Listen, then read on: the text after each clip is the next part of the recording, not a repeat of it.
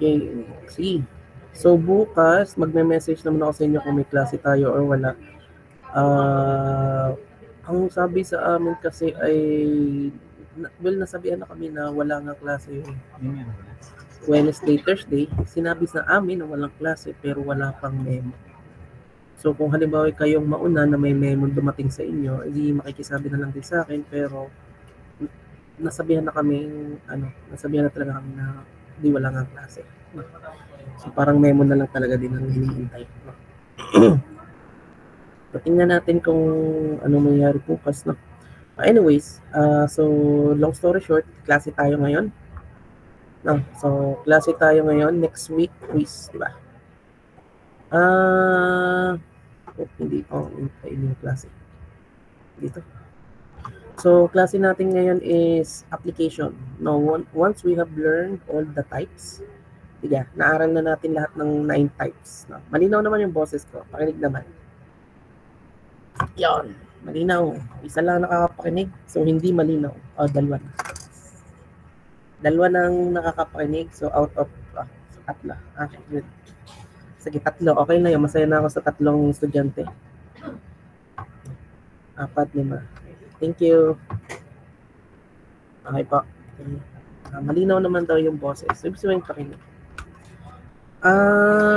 Bale, after nating aralin yung mga first order, no, so yung sunod na aaralin natin ay mga higher order, mga second order, third order, pero sa gitna ng mga yon, is try muna nating gamitin sa real world problems or sa mga problems na naaral na natin yung ating first order. No, ang isang example ay sana ay nagawa nyo na sa chemistry, no, growth and decay problem. No, ang isang example is ang growth and decay problem. Pwede ring growth and decay is hindi ko sure kung may economics kayo or EDA. Although parang feeling ko sa EDA hindi ito inaaral. No. So, growth and decay problem, where K is a constant, proportional serves as a model of diverse phenomenon involving either growth or decay. No, so, ano ba yung nag-growth and decay? So, sa chemistry, enzymes, bacteria. No. Bacteria. No. Sa nuclear chemistry, sana yung na-discuss sa inyo yung decay of atoms. No. Nuclear decay. No, nuclear decay. No. Or pwede rin naman decay na from rust, no? Decomposition, no? So normally, itong mga system na to nagfo-follow ng the change of rate, no? So di ba, halimbawa kung may nawawala, let's say pera, nagdi-decay yung iyong pera, no? Or nauubos yung pera mo, o kaya naman lumalaki. Pag decay, paubos. Pag growth, di palaki. Diba?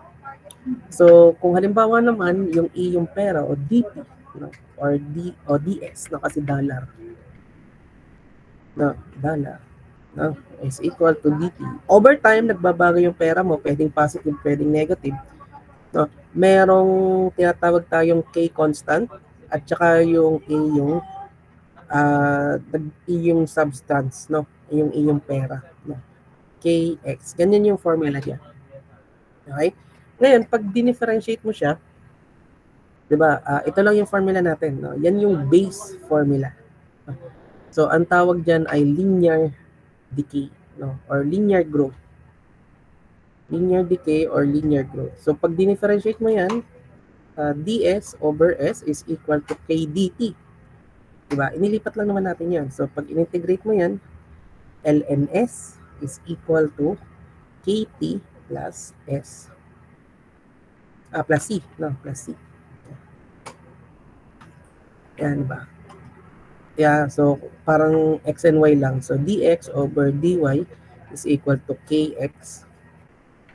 Kung constant yung k, so dx over x is equal to dk dy. No? So pag in-integrate natin yan, ay lnx plus ky, lnx is equal to ky plus c. So anong ibig sabihin po niya? No? Anong ibig sabihin niya? So, sir, may ln. So, pwede pa natin gamitan ng ln din, lnc. So, lns is equal to kt plus lnc. Lipat ko sa kabila, lns plus lnc is equal to kt. Raise both sides to e. No, so siya ay magiging SC is equal to e raised to kt. No, or dollar multiplied to constant is equal to EKT. Ngayon, pag tinype mo yan, pag graph mo yan sa calcu, let's say ang dollar mo, let's say constant, let's say ang constant mo ay 1. No. Ang K mo ay, let's say 1 din. No. 1 din. No. Ang K mo ay 1. Tampo lang ha. Pag ginap mo yan, pag ang dollar mo ay 1, no, ang time mo is 1 din. No. Pag ang dollar mo ay 0, no, probably hindi, pag ang dollar mo ay 0, yung time mo, probably very low. No, very low. Ganyan. So, ganyan yung graph, ganyan yung graph, ganyan yung graph, ganyan yung graph. Na, pag ang dollar mo ay, let's say, ay 3, no, 3 is equal to e raised to kt, where ang k mo ay 1. So, probably yung time mo is, needs to be a value of 3. Now, ln 3 is equal to t. No? So, probably yung time mo nandito. Pag graph mo yan, ultimately, ganito yung mangyayari sa kanyang graph. Ganyan yung mangyayari graph. No, pag sinabi mo, let's say, ang dollar mo ay 100, no, e raised to t, yung time mo, habang lumalaki, yung 100, yung time mo na is nagkakaroon ng curvy na nangyayari. Ganun po yung growth and decay. Ganun ang linear growth and decay. Ano siya? Almost parabolic. Hindi siya parabola. Almost parabolic. Apo.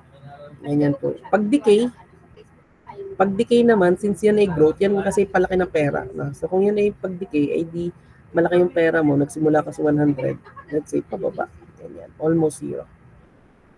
Okay? Ibig sabihin, no, ano ba ibig sabihin nun? With your rate, no, with respect to time is equal to K. No. With your rate, ibig sabihin, yung change ng inyong dollar increases. No, yung change ng inyong dollar, yung pagdagdag ng pera mo, it increases through time. No, lumalaki yung pera mo through time. Lumalaki yung pagdagdag ng pera mo through time. No. Okay po. So, yun po yung linear equation. Okay. Long story short, yun yung concept. Kailangan ba natin ng concept? Hindi. Isosolve lang natin. No? So, kung paano ba natin isosolve?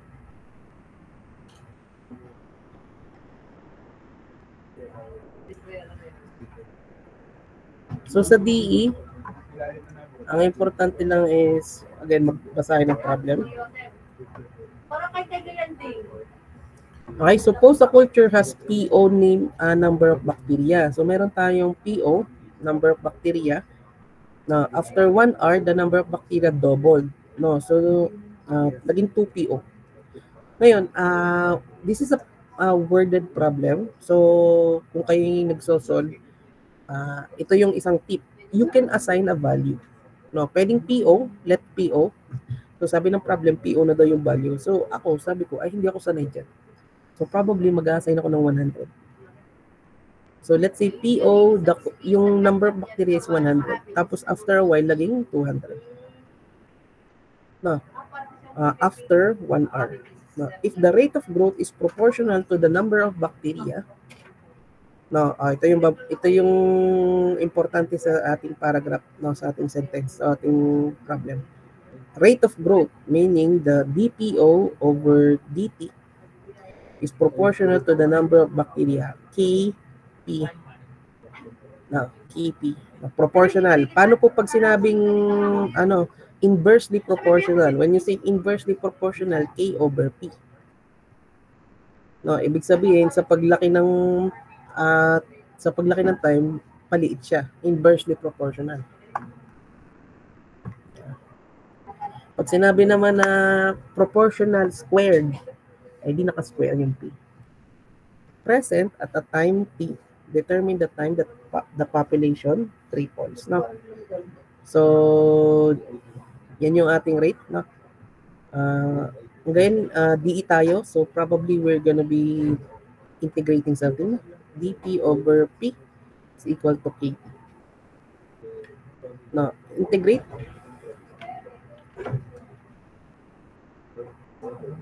Integrate natin para maging LNP is equal to KT plus C. Now,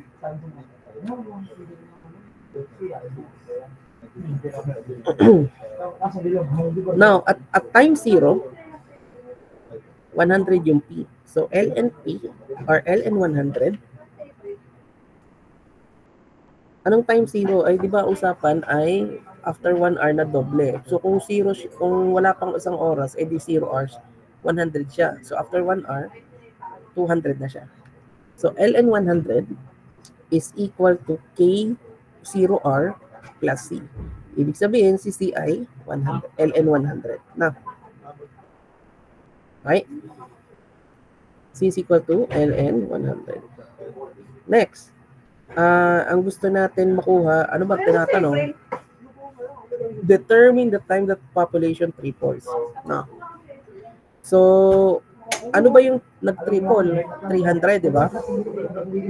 So, 300.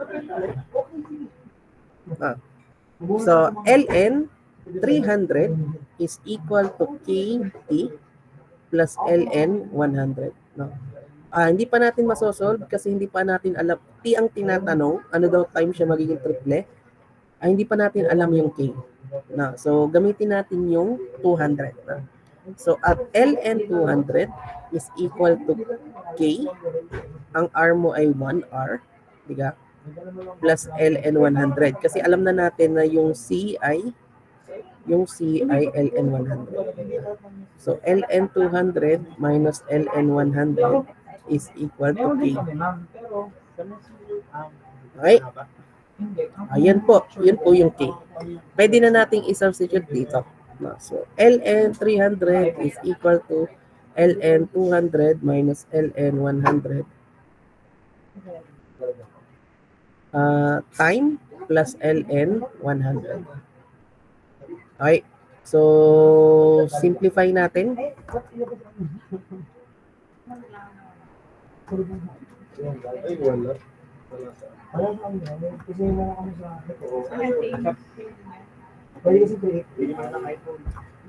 So, LN 300 minus LN 100 is equal to LN 200 minus LN 100.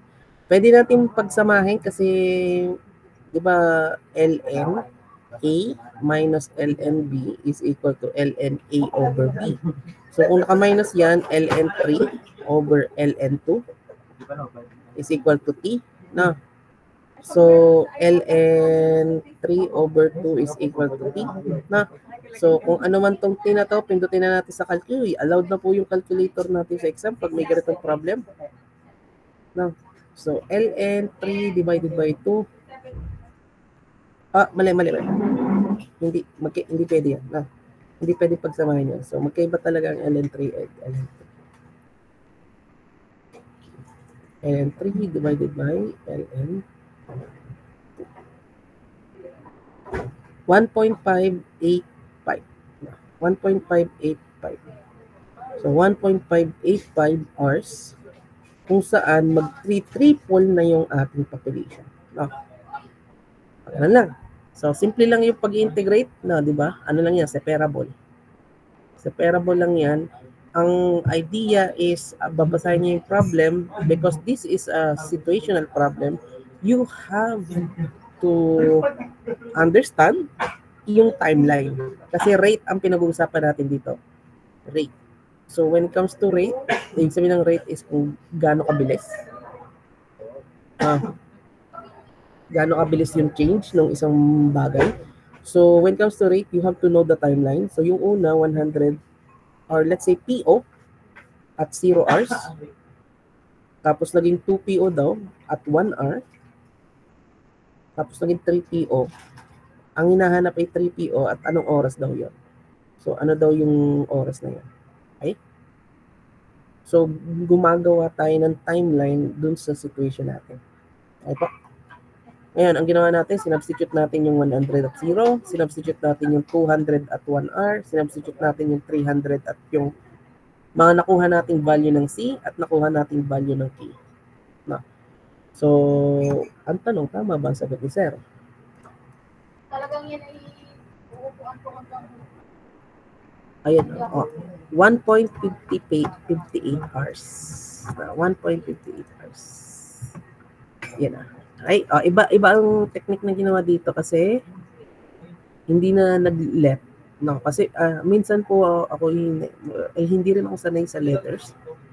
No, so when it comes to that, lagi ako nagsasubstitute ng 100, 1 or X para maging comfortable ako sa pagsosolve. Pero then again, pwede namang PO na lang. Sinabi naman sa problem na PO, no? Number of bacteria. Sinabi naman sa problem. Okay po? Okay, so ganyan lang yung problem natin pagdating sa exam. Isa pa. Isa pa. Now, one night, one more time. One more time. Thanks for the memories.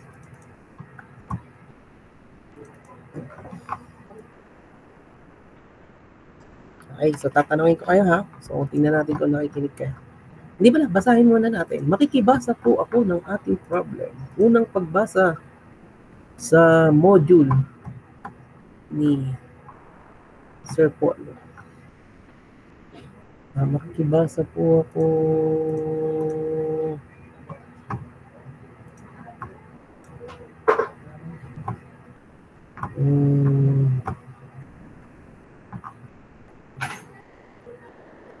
Ikaw na lang, Arabella Atienza. Nandyan ka ba? Tapos mamaya napakinig ko yung sasalita sa gym, ha? Nasa school kayo.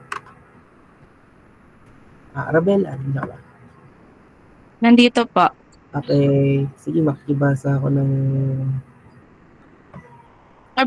A breeder reactor converts relatively stable uranium-238 into isotope plutonium-239. After 15 years, it is determined that 0.042% of the initial amount AO of plutonium has disintegrated. Find the half-life of this isotope if the rate of disintegration is proportional to the amount of remaining. Okay, thank you. Okay, sige.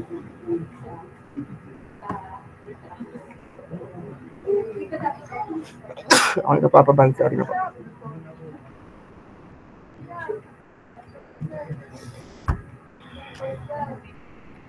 Okay, breeder reactor converts relatively stable uranium in isotope.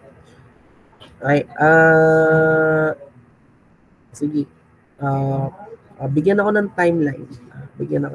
Okay, so pasabi nga po, ikwento nga po sa akin kung ano nangyari daw sa plutonium sa Tagalog. No? Charles Daniel Beron. No? Ano pong sabi sa problem? Ano muna? Magkwento ka. Saan daw siya nagsimula? Saan daw siya nagsimula?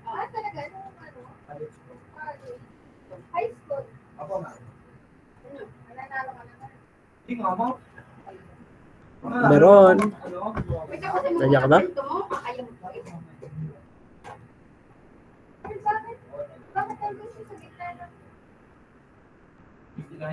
Sige.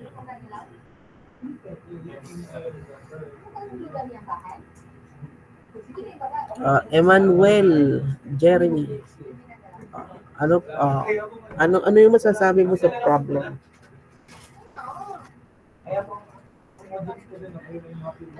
Kwento, ano nangyari doon sa problem? Speaker. Kay Ma'am Japo ko nahiram. Ano? Ano po na disintegrate disintegrate po. 0.04 po.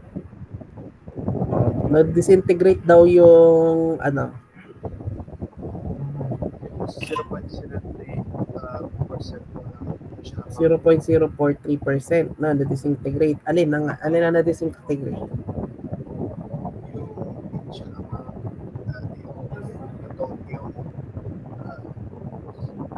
Okay, yung amount ng plutonium na. So 0.043% plutonium na.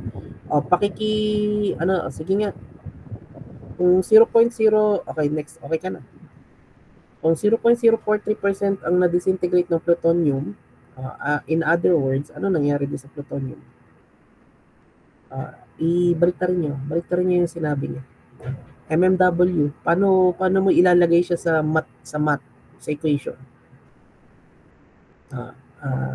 Carmela, Penelope, Dilay.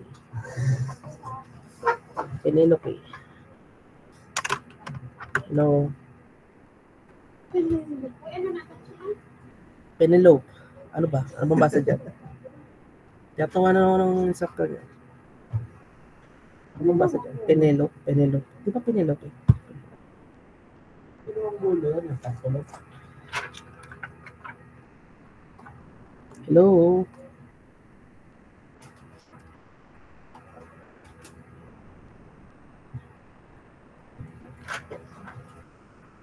Okay, huli pero hindi kulong. Absent. No, absent si Penelope.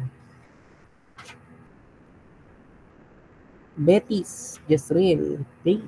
Nandiyan ka ba? Sir, ano po ulit question po? Can you reword? Kung 0.043% ang nabawas sa plutonium, in other words, ano nangyari sa amount ng plutonium? Sa mathematics.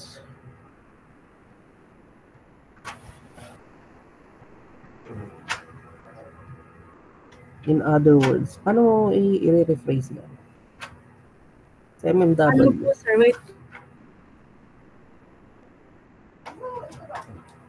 Nabawasan po yung whole po by 0.043%. Nabawasan yung whole. Ano yung whole? Kung 0.043% ang nabawas, ano yung whole muna?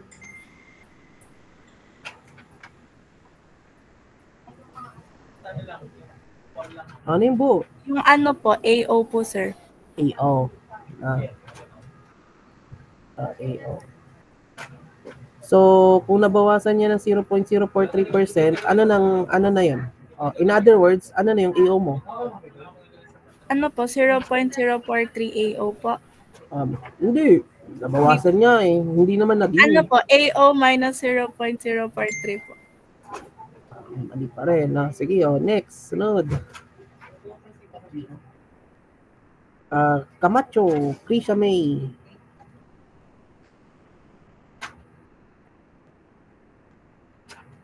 Camacho, Krisha May. Nandiyan ka ba? Ano po ulit yung tanong, sir? Kung nabawasan ng 0.043% ang iyong AO, ano ibig sabihin nun? Ano ibig sabihin pag nabawasan siya ng 0.043%? In other words, your AO is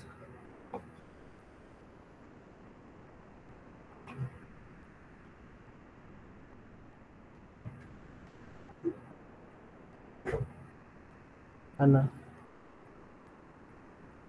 Sige, Ariel. Sir, magiging 99.957 na po. Ayun. Okay po. So, i-treat nating whole si AO. Okay?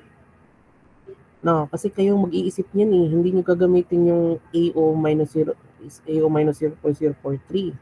Ang gagawin nyo, AO minus 0.043 AO. May AOD yan. Para ang matitira na lang is 99.957% na AO. Okay? Yun po yung ibig sabihin nun.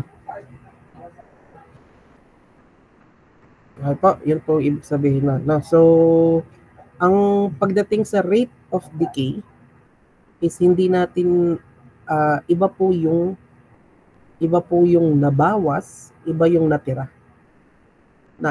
Iba po yung nabawas, iba po yung natira. Kasi yung sinosolve natin kanina is kung ano yung state ng pinag-uusapan. So kung pag tinanong dito, ilan yung nadagdag after 1.58 hours? So yung nadagdag 200 bacteria after 1.58 hours kasi nga naging triple siya from 100 to 300. So kung halimbawa ay 1 hour ay nadoble lang siya, nadagdagan lang siya ng 100 bacteria. Iba yung change, iba yung state na. So that is that is the meaning of that phrase there. 0.043% of the initial amount is determined, is disintegrated. So ibig sabihin ay ito yung natira. Ito yung hanapin natin. Okay pa? Okay. So, yung time. Paano naman yung time? Give me the timeline. So, what is the time for this one? What is the time for this one? Rensmar Ramos, nandyan ka ba? Yeah. What's the time for AO? Anong time natin dito? 15. Next. Jerona, Louie, Alaysa. Anong time dito?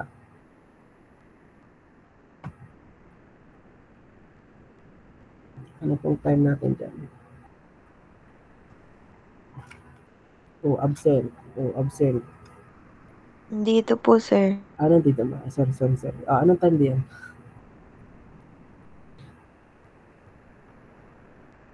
Wala, mahula kayo. Hindi naman kayo, okay lang magkamali. Hindi ko alam, sir. Di ko alam. Sige, okay lang. Okay.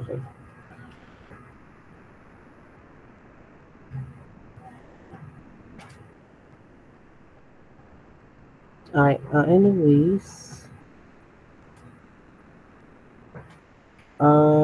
Sige.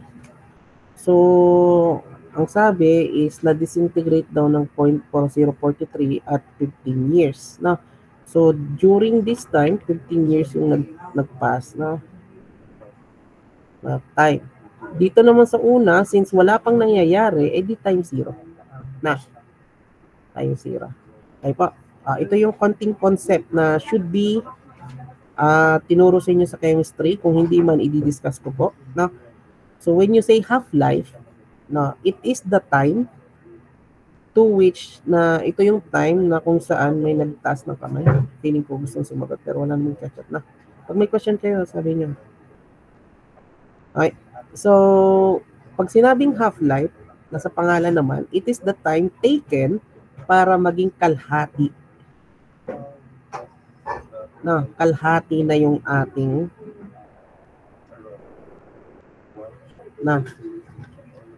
kung kalahati na yung ating substance. Ibig sabihin kung kalahati, ano yung kalahati?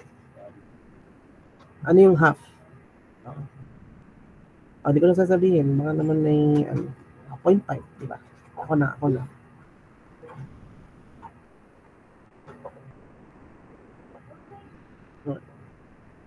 Okay po. So, si point 4. Yun yung tinatanong. Parang kanina lang din, inuna lang natin yung timeline.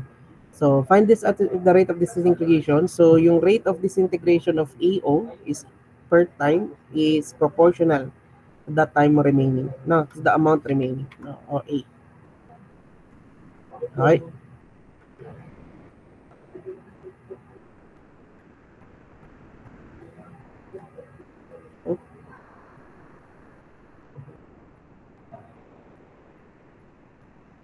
Okay, so yeah. Okay, sige. Same method over A is equal to K dt. Dapat pala yung nakakaligraphy tayo. No? So, magiging LNA is equal to KT plus LNC. Na. So, or C na lang. No, pwede C naman. C.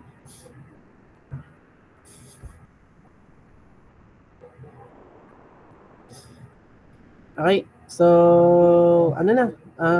Pwede na nating substitute, no? So, meron tayong mga values yan, no? So, at A na LNAO is equal to K times 0 plus C. So, ibig sabihin, C is equal to LNAO. No? Yun lang yun. Ibig sabihin na, no?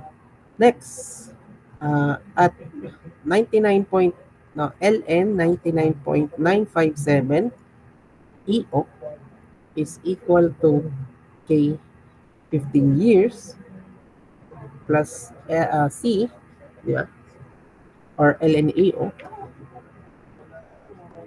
So, lipat natin sa kabila. So, LN 99.957 minus LNAO. So, ano yan? LN 99.957 over, since yan ay naka-minus, so madidivide lang, no? AO, kakancel lang, na.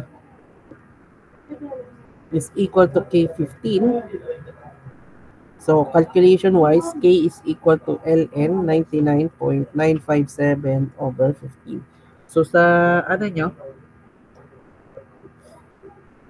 Mamaya na yung half-life. No? So, LN 99.957 divided by 15. 0.3069 or 0.3070 ang K mo. 4 decimal po ang ating sinusunod lagi. Per years, proper unit because we're sa DE, although DE tayo, i-take note pa rin natin ang proper unit. Dinivide natin sa years. No, di ba 15 years? So, kailangan natin i-account pa rin kung anong unit ng ating ginagamit na values. No? Okay, okay na. Nagamit na natin itong taas, nagamit na natin ito. Gamitin natin yung pangalawa. So, LN 0.5 AO is equal to 0.3070K per years, di ba? Times T plus LN AO. So, LN 0.5 AO divided by AO is equal to 0.3070 T. T is equal to LN 0.5 over 0.3070. So, sa chemistry nyo, meron tayong formula na tinatawag natin na yung half-life. T1 half is equal to LN 0.5 over K. Now, yan po yung formula ng growth and decay half-life, nuclear chemistry.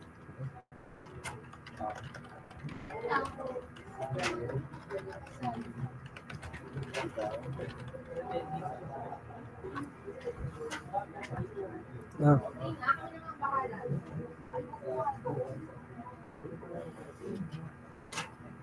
ayan na. 0.69.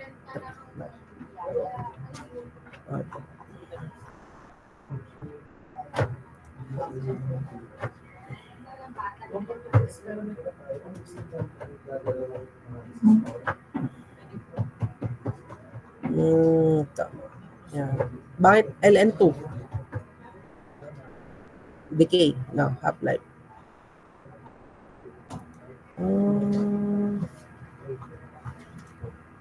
Formula na lang dapat.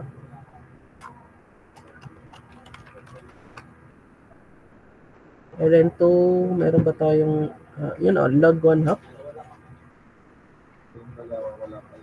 T1 half. Half-life, ibang ano yan. Ayan na. Okay, anyways.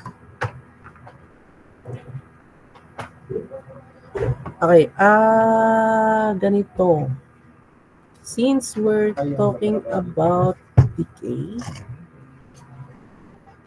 99.957, mali pala tayo, no? Dapat ito ay hindi 99.957, dapat ito ay 0.99, no? 0.99. Mali. Na, una-una, gawin nating negative value. Na, kasi, di ba, kung 1 yun, kung 100 yun, eh di 99.97. Pero kung 1 yun, eh di, sige, ganito na lang pala. Ganito na lang. I-treat natin to as 100. No? So, kung 99, gusto natin i-push through yung 99.957, eh di 100 yung gagamitin natin. Na, 100. Okay? 100. Na. So, calcu natin. Ano natin sa calcu? ln 99.957 divided by 100.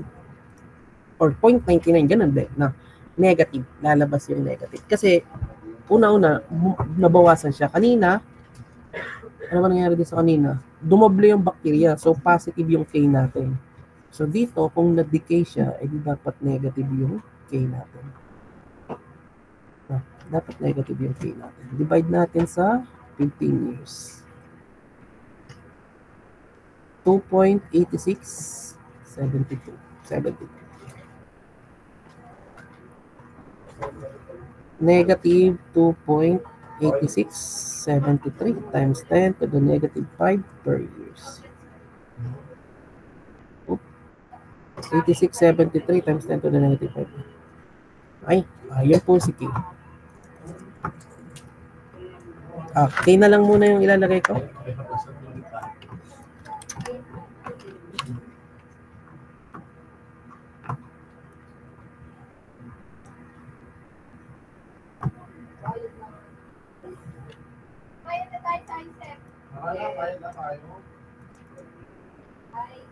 Okay. Okay. Na. So, pag nilagay natin dito,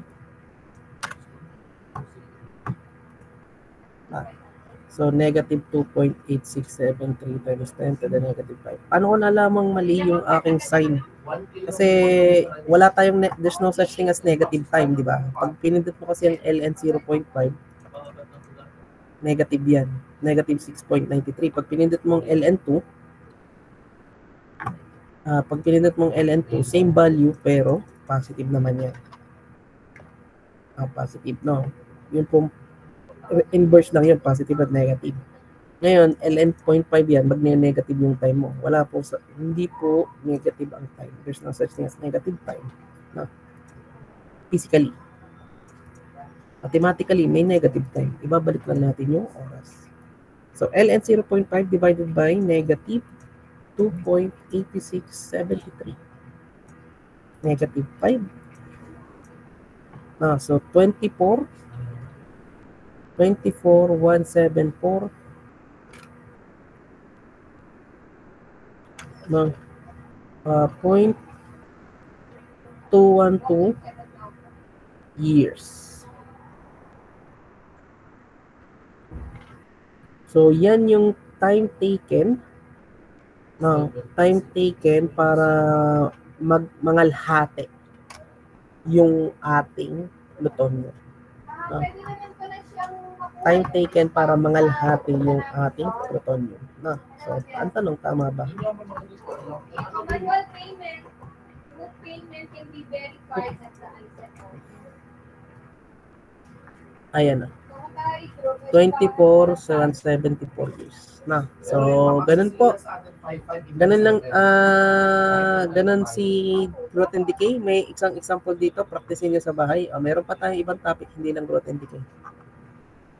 So, I think for you guys, so punta tayo sa circuits. Punta tayo sa circuits. Kasi easy kayo, di ba? So, hindi naman kayo chemistry. So, punta tayo sa circuits. Application pa rin, first order pa rin. Registration payment. Punta tayo sa circuits na. Payment mode.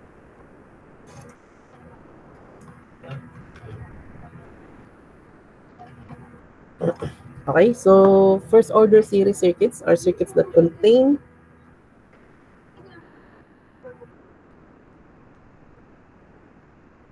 only the passive element, resistor, and only one type of reactive element, either the inductor or the capacitor. for a series of RL circuits with resistance R. So, hindi natin isipin kung gaano kadami yung resistance yan. So, ang goal natin is kung paano ba siya nag-effect doon, no? Ay di ba sa P6, pwede naman nating kahit gaano kalaking circuit yan, kahit gaano kadaming branch sa P61, P61, pwede naman nating i-represent yung buong circuit as one resistor. Na, at one inductance, no, inductor, no. Okay po.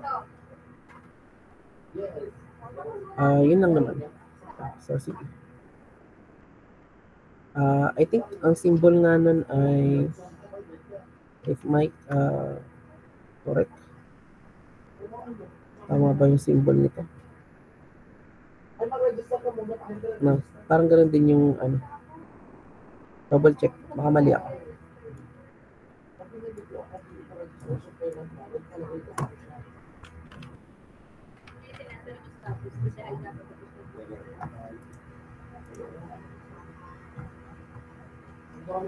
Coil? Kasi coil na lang. Battery. Kasi coil na lang. Pero sa amin kasi, ang turo sa amin ay ang resistor ay ano, coil din. Yan. So, coil. Okay po. Na, yan. Tapos, ayun. Sa circuit na. So, nasa na tayo? For a series of RL circuits with resistance R and the inductance L and the impressed voltage ET. So, mayroon tayong tatlong part. Tatlo lang. The equation, the current IT, here is the response of the system for a series of RC circuits. The equation is, so yung ating circuits, ano yan? RI, di ba? RI, resistance times I. Eh, di ba BIR? No, BIR. BIP. BIP. Tama ba? BIP at saka BIR. So, ang magkasama ay IR. So, ang I natin is equal to ET. Ano ba yung ET natin? Voltage. So, yung equation natin naka-voltage plus L plus DI over DT. No. So, voltage dapat to. Yung I natin ay current, di ba? Current. So, ito ay current with respect to time times conductance. No, inductance. No. Current IT, here's the response of the system for the series of RC circuit equation is, since I is equal to dQ over dt, we can have, so pwede rin ang lumabas ay ang I ay dQ over dt. No, so pwede rin na ito nasa taas na. So Q over C plus R dQ over dt is equal to na. So pwede rin yan. Ano nga lang siya, naka-charge. These equations are both linear. Na, so try natin mag-solve. So,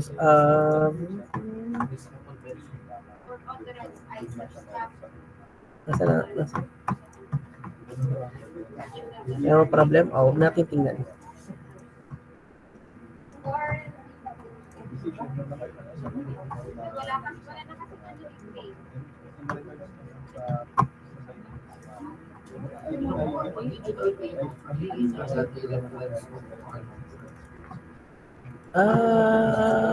Ba't ko sinave?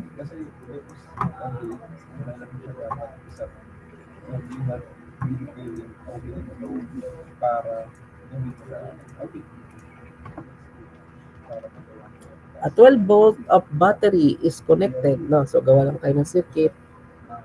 12 voltage daw to. Connected to a series of RL circuit, which is the inductance is, no, well, actually, kahit di naman natin i-draw. Since sinabi naman na series, so lahat yan ay naka-add. Diga? Pag voltage, lahat yan ay naka-add. Pag series. So, yung inductance is 0.5. Now, H and the resistance is 10 ohms. Determine the current I at any time T if the initial current is, if initial current, so means I0 is 0 and T at 0. Initial So, pag initial, ang time mo ay 0 pa rin. Simula pa lang. So, simula pa lang, wala pang oras na nalipas. Time 0 pa lang. Okay po. Ayan. Since I ang tinatanong, current ang tinatanong, gamitin natin yung unang equation. So, 12 voltage na plus 10I di over dt L, which is 0.5. Yeah. So, that is tatlong term, linear equation. Gawin natin yung linear equation, divide natin sa 0.5 para maging di over dt. Magiging 20I is equal to 24V. Diga. Plus, no? Solve na natin. Yepex, depex, kex, bedex, dex, bedex. Kunin na lang natin yung integrating factor. Integrating factor is equal to 20. No, di or dt. Diga. So, e raised to 20t. No. So, di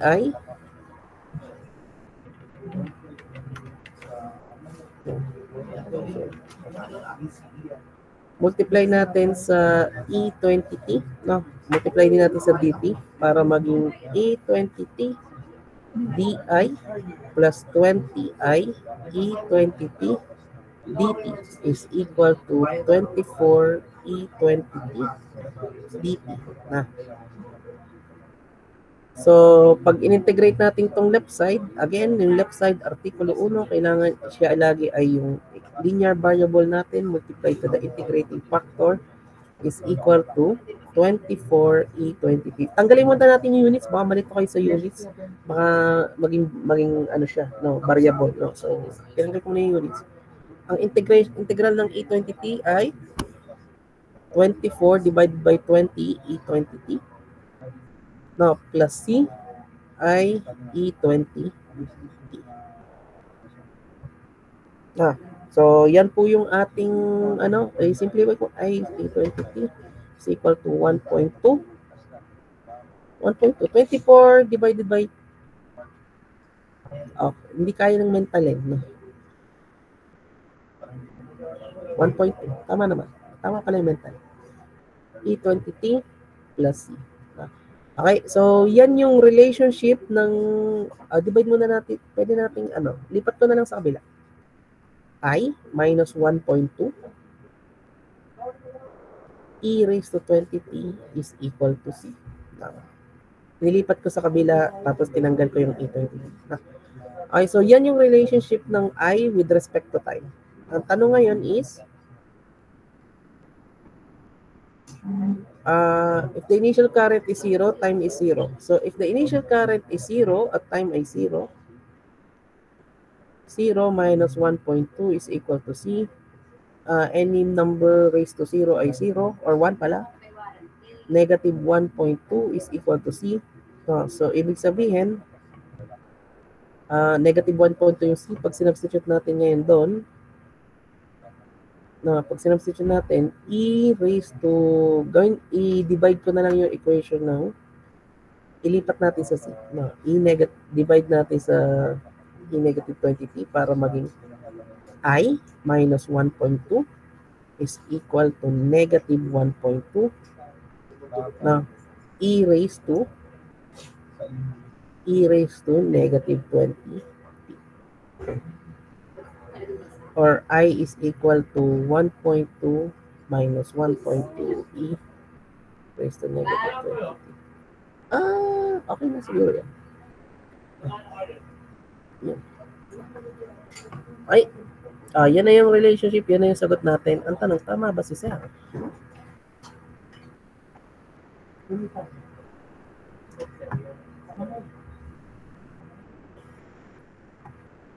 Ayan na.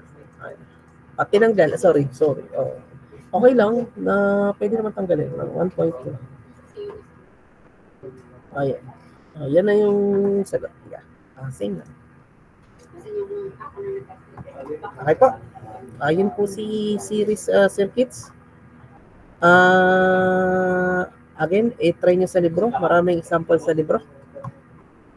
Time is 10:20. Isa pa. Last na. Kasi late naman tayo nagsimula. Meron pa ba ditong ibang example? Last page na to eh. So, series RL. So, dito, parang importante is alam natin kung ano ang equation at relationship ng bawat term. Kasi depende sa situation. Katulad nito, ito ay temperature. Kanina is circuits. So, pag growth and decay, ganito lang yung equation natin, separable. Pero pag circuits, linear. Diba? Linear. So, knowing, hindi naman ako magbibigay sa inyo ng problem na science fiction.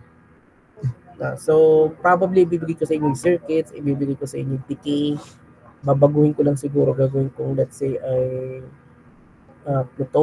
uranium, plutonium, chemical X, no? Pero growth and decay pa rin, no? Series circuits, no? So, ganun. Wala, hindi ko mababaguhin yun. Resistance, inductance, no? Wala namang babaguhin din, kundi, ano lang, values lang, no? So, bacteria, no? So, binigay ko naman yung mga situation, no? Okay po. So, ganyan naman po yung problem. Wala akong, sir, posible po ba maging growth and decay ay maging non-exact may exact? Hindi. Depende sa situation. Pag growth and decay, probably linear siya. Or probably separable siya. Pag halimbawa naman ay circuits, ganyan talaga. Linear talaga siya. Ganyan talaga yung setup. Hindi magbabago. Okay po. So, specific na sa kung anong situation, kung anong type or anong subject or anong topic, kung anong type ng equation, yung differential equation. Okay, punta tayo kay Newton's law of cooling. Temperature, thermo. So, alam kong may thermo din kayo.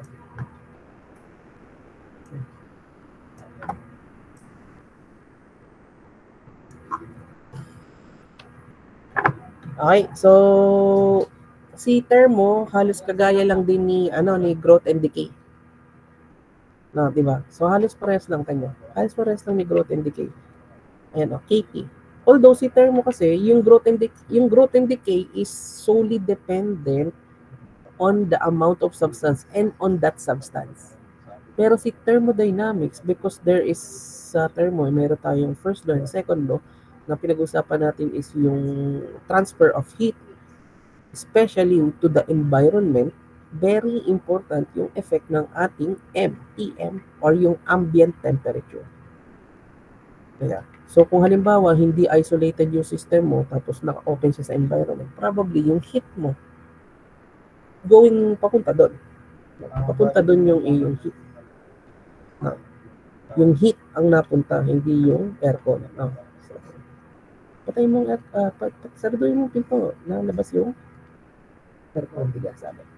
Alright, anyways.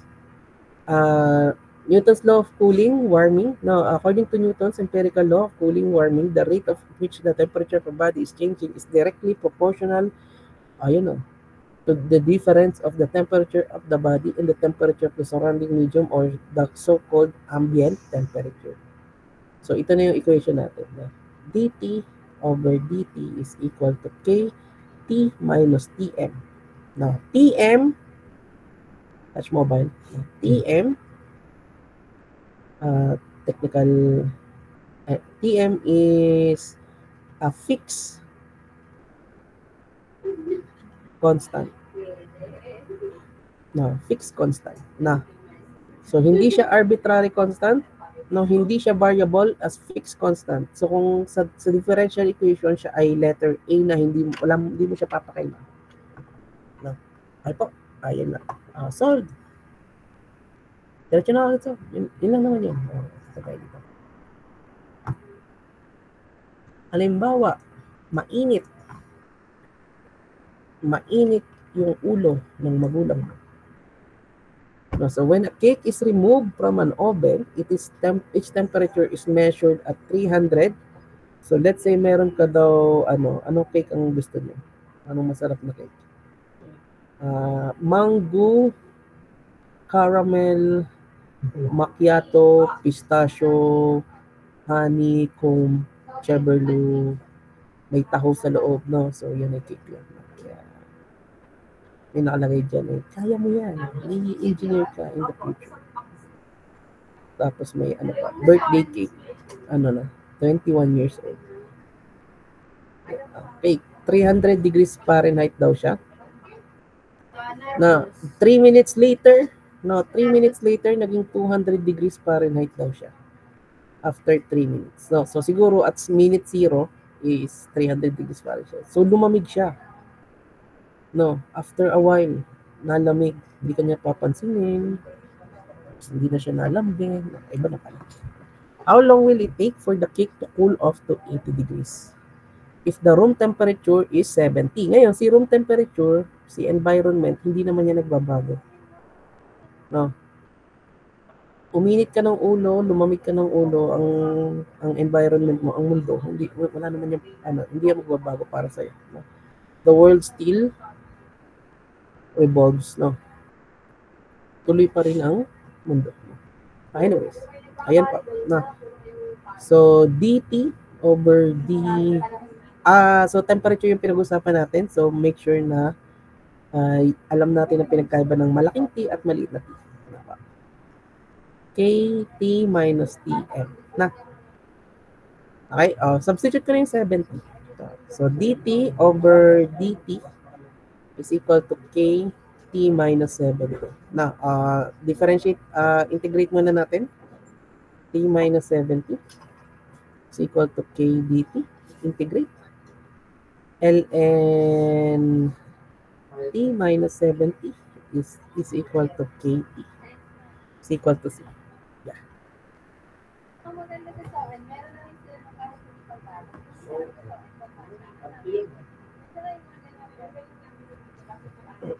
Okay. So, at time 0, so K0 is equal, plus C siya, plus C. Ln 300 minus 70. Na. Oh my God.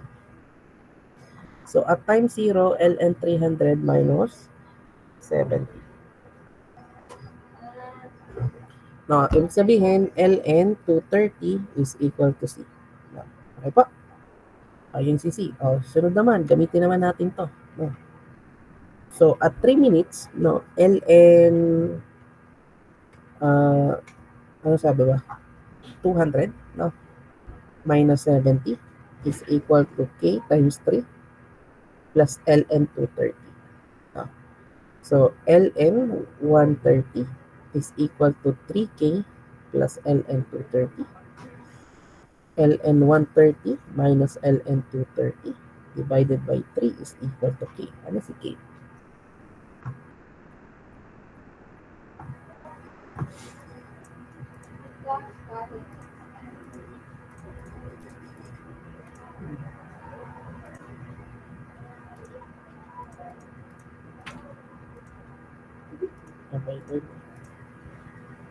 Negative 0.1902. Okay lang na negative kasi ano ba nangyayari? Lumalamig. Yung turi niya sa'yo. Yung lumalamig, yung pabawas yung rate. No? Negative yung rate. Nagdi-decay yung temperature. 0.1902. 0.1902. Per minutes. No? Naka-minutes. No? Kasi 3 minutes ang sabi. 3 minutes. Minutes. Hindi alam tayo.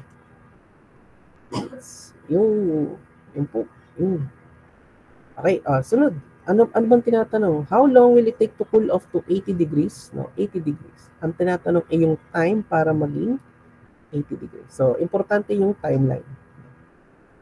Kasi ilang naman yung sinasubstitute natin. Substitute natin to. After mo makuha yung equation. Yeah.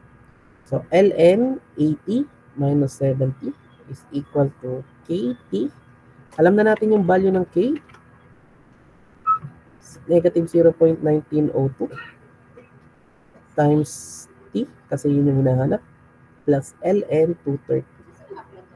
ln 10 minus ln 230 divide by 0.1902. So, yeah. ln 10 minus ln 230 divided by negative 0.1902. 16.4852. No, 4 decimal, 4852 minutes. Minutes. Is equal to time. No, so, ito yung time, no, time to 80 degrees pare. Na. Okay pa. Ay, ang pinagkaiba lang ay may 70 lang sa dulo. So, pero okay na yun. Yun na yung temperature. Ang pinagkaiba lang is babasahin ng problem at aalamin kung anong ibig sabihin ng ambient temperature. Hindi lang, minsan hindi rin sasabihin sa inyo ambient temperature. Paano pag sinabi, let's say yung bahay, sa libro, meron sa libro. Sa libro, meron sinabi na, let's say yung, yung room mo is 20 degrees, let's say yung room mo is 30 degrees Celsius. Tapos yung outside mo is 20 degrees Celsius. Nagbago yung room mo ng, let's say, 25. So, hindi sinabi kung alin yung ambient temperature, sinabi lang yung room and yung outside. So, again, by concept, yung M or yung ambient temperature is always the environment or yung hindi nagbabago. So, alin mo yung hindi magbabago? No, hindi. Yung hindi magbabago is yung bigger object. No, yung bigger object. So let's say hindi naman environment, let's say pipeline. Since kayo aero, let's say yung airplane. At saka yung metal frame ng plane mo. No. So yung deck, yung may pasahero ka, since may pasok at labas o kaya naman may tao diyan. So yung temperature ng iyong boarding plane mo is let's say 20. And let's say 30. Nung tumaas, naging lumamig, no? Naging 25. No? So, alin yung, tapos yung frame mo, yung mga bakal, hindi nagbago. Ano yung hint? Yung environment, usually, hindi siya nagbabago. Kasi ang assumption is, doon napunta yung temperature. Doon napunta yung temperature. Either malamig or either maliit. So, kung halimbawa naman ay mainit yung environment mo simula, let's say ay 50 degrees. No? Ayun. Mainit sadya. So, mag-i-stay siya as 50 degrees. Okay po. Yun lang po ang pinagkaiba. Yun ang cooling at saka warming. Na? Kung halimbawa man ay sa tunay na buhay ay yan ay multiple systems. Let's say meron kang tatlong layer, magbabago ang temperature ng tatlo ay hindi na DE yung concept, no? Hindi na DE yung tinatanong. Are you able to solve multiple systems of thermodynamic properties or yung states ng ating design, no? So more on design na yun, more on thermo na yun, more on sa higher year nyo na yun. So, hindi na DE tinatanong. So, sa atin, ang focus lang natin ay yung cooling and warming mechanism. No? So, ganun lang naman po tayo. Okay, anyways, any question? Any question? Time is 11:35. No? So, i-upload ko pa to sa inyo classroom. No? Kung wala nang tanong,